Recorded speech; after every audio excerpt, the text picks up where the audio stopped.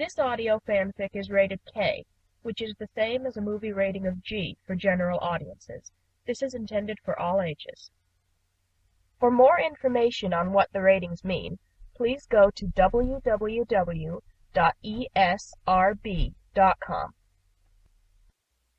Light by River Otter 1. Darkness.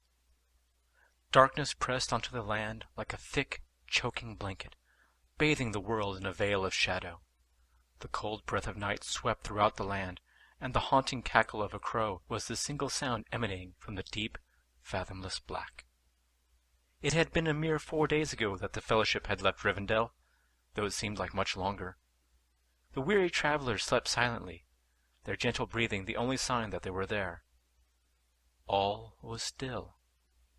Or so it appeared. Pippin sat away from the sleeping forms of his friends, their faces smooth and peaceful, their minds at ease. A thin gray snake curled up from the dead fire, twisting and turning up to the heavens. But Pippin couldn't sleep. He only sat, gazing up to the sky, searching for something that was not there. Why had he come on this quest? He was not one of great skill or courage, nor knowledge or wisdom. He did not have any idea where they were going, nor what to do if the need arose for fighting. He was a burden, and he knew it.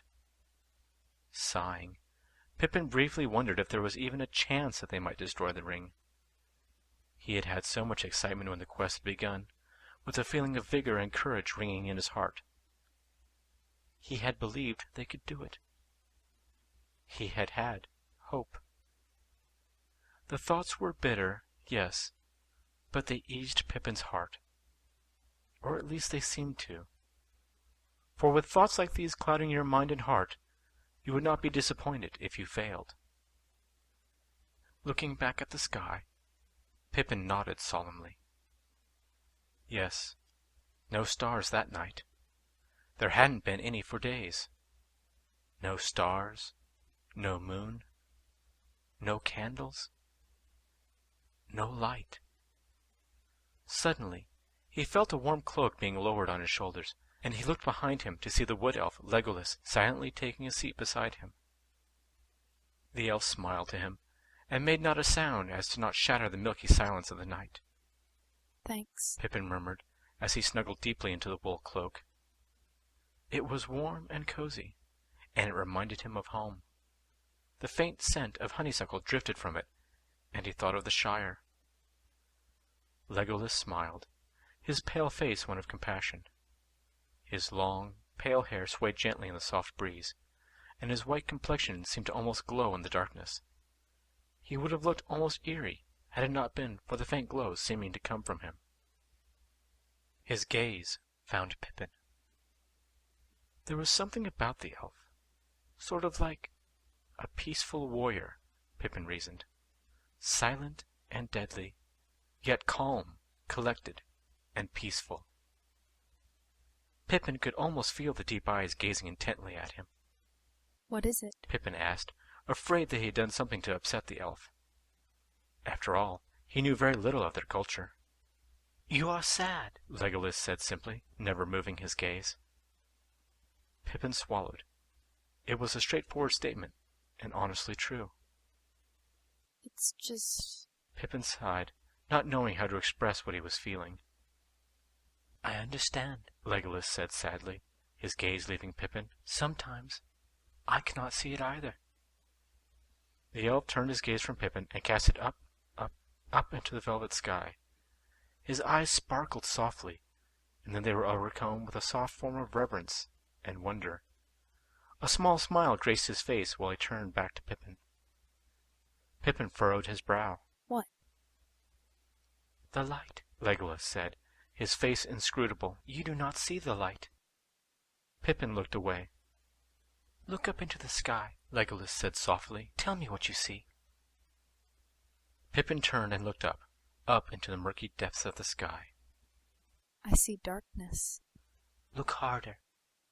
Pippin squinted his eyes, leaned forward, and tilted his head, but still, only darkness met his eyes. "Just darkness." Legolas seemed to ponder this response, and then lay down softly on the ground. He motioned for Pippin to do the same. "Close your eyes," came the musical voice. Pippin shrugged and did so. "Think of what you are fighting for." Me? I can't fight. "Whom do you live for?" Pippin gave a sigh. My family. Mary, Frodo, Sam, you know. "Would you fight for them?" Legolas's voice drifted softly through Pippin's mind. If I could. Thought Pippin. If only I could. Yes. Pippin's voice was barely a whisper. "Would you die for them?" Yes. "Who do you fight for?" My friends. The ones I love. "Now tell me, what is it you see?" Legolas's voice was soft and gentle. Pippin listened for a moment. Should I open my eyes? The answer surprised him.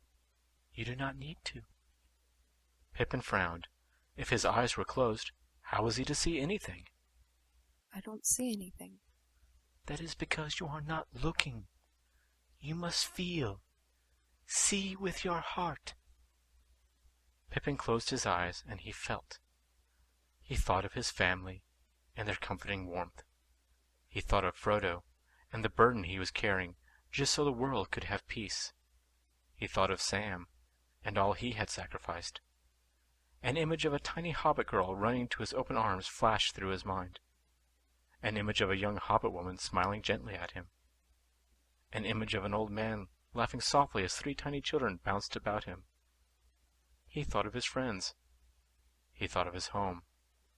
And most of all, he thought of peace. It was then, in that single moment, that Pippin knew the answer. He saw it in his mind's eye, so small that one could barely see it, yet so powerful that it filled his heart. So tiny that it could be missed, so precious that Pippin wondered how he had not seen it before. And yet, there it was. "Now open your eyes," Legolas whispered, "and tell me what you see." Pippin opened his eyes slowly, and then looked up into the sky, searching for the thing he knew was there. And amidst the crushing blackness and churning shadows, Pippin saw it. With a smile gracing his lips, Pippin closed his eyes. Light. He murmured. There is